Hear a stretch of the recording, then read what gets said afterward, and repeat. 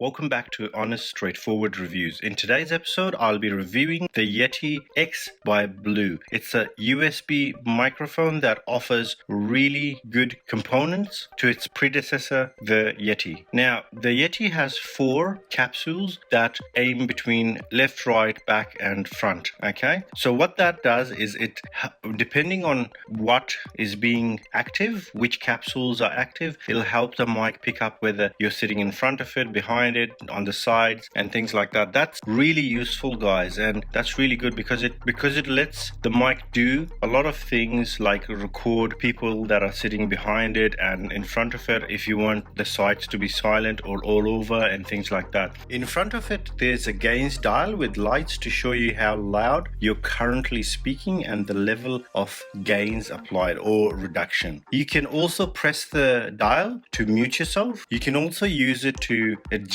the level of volume in the headphones that you connected with, and also adjust the amount of computer audio versus microphone audio that is heard in the headphones. Beneath it at the bottom, you'll have a 3.5mm jack for the headphones and a micro USB-C charger. Now, how you're going to use it is really simple. Plugging the micro USB-C cable into the microphone and then into the computer turns it on. It gives it power. And that's it. That's how simple it is. You can also download some software for it as well, but you don't really need it. If you want to download it, you can, which helps you with voice broadcasting, sound effects and things like that, and also updating it and things like that. I have downloaded it and I like them, but you don't have to if you don't want to. Now, the softwares that you can install on it are Logitech's G Hub and Sherpa's Utilities. Now, between the two ports, so the headphone jack and the USB-C micro USB port, there is a stand thing where if you want to just completely unscrew it from the sides and take it out and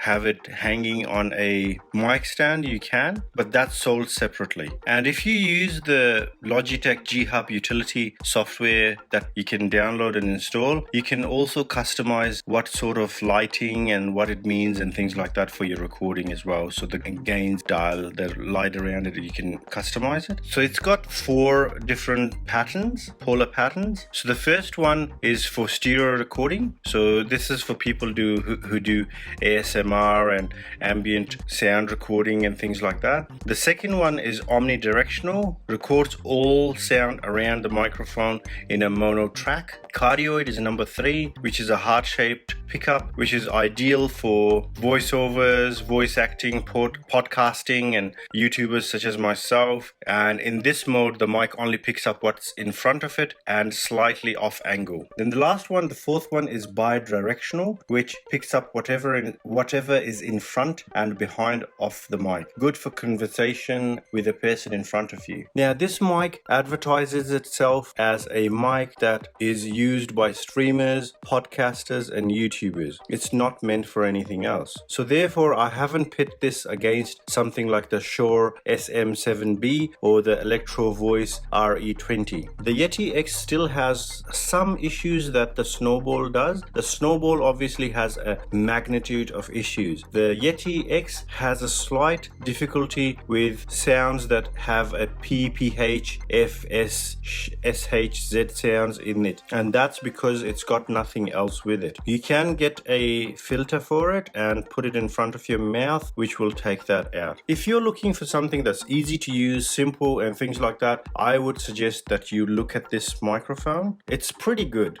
I can't fault it. I'm using it myself. However, at the same time, I did say I'm not going to put this against the rest. However, I would strongly recommend that you look at the Shure SM7B or even something like the Shure MV7 USB-C microphone. I think the MV7 USB microphone is a really good competitor. However, in saying that, it costs $150 more than the Yeti X, whereas the SM7B, which is my favorite, costs nearly $750 $250 in Australia, which is a lot more than the $300 mark that the Yeti X sells for. Now, something else that I wanted to talk about is company. Okay, what was the company like dealing? For example, the Blue. Now, I'll also tell you guys here in the end how I scored these headphones. So what happened with myself was I have a pair of Snowballs. Okay, I contacted Blue. It's a tedious, long email process. You go back and forth with the company. I had that, and after they got troubleshooting done with me, they didn't ask me to send the mic back or anything like that. They said basically, look, what we can do is offer you a refund, even though I hadn't purchased the mic from them. And they said they were offering a refund because they couldn't replace the mic. I was like, how about an upgrade? And they were like, they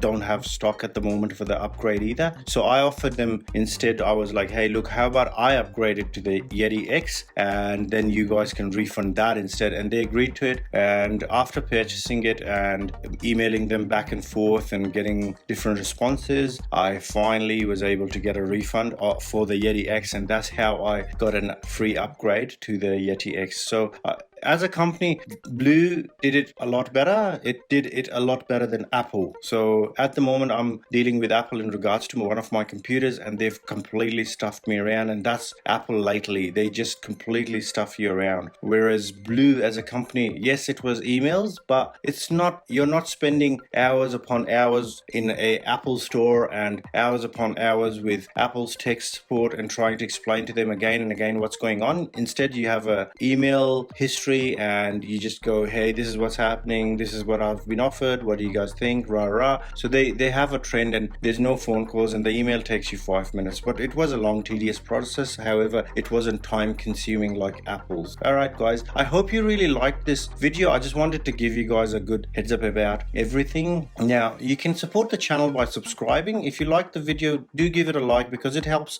other people find it. And also do follow me on Instagram, Twitter, and TikTok, and check out my Patreon if you can. All right, thanks guys, take good care, bye bye.